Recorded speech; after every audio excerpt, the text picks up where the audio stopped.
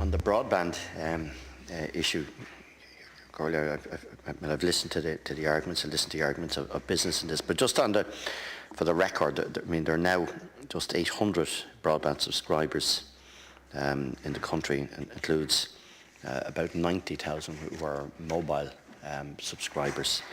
And at the end of September last year, that represented a significant increase of 81% on the previous 12 months. And while we've not got off to, or may have got off to a slow start with broadband, it's clear that the market is growing rapidly.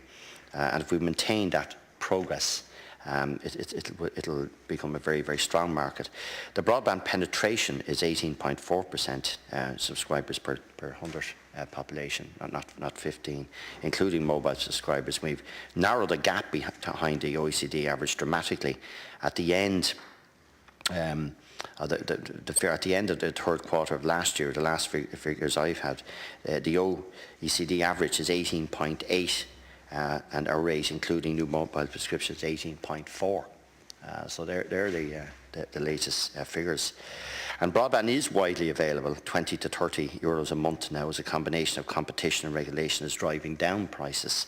And the most recent figures show us having the 5th cheapest entry levels of DSL prices in the EU 15.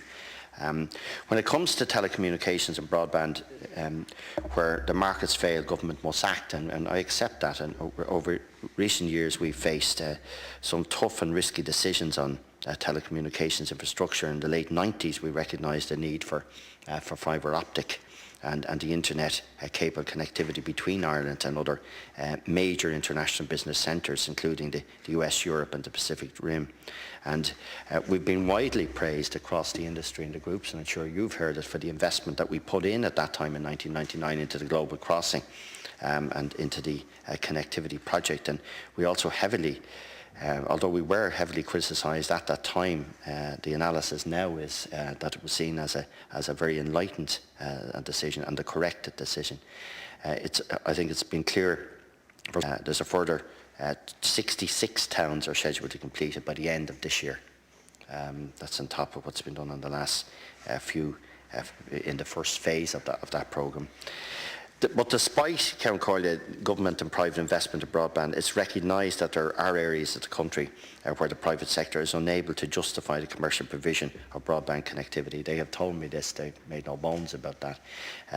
So the new broadband scheme will target the last 10% or so of the population who are without broadband service and who would remain without a service without intervention. It won't happen without the state directly intervening.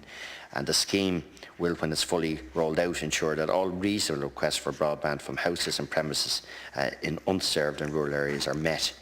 And the procurement process for a new national broadband scheme is now in the competitive dialogue stage. There's 3 shortlisted candidates.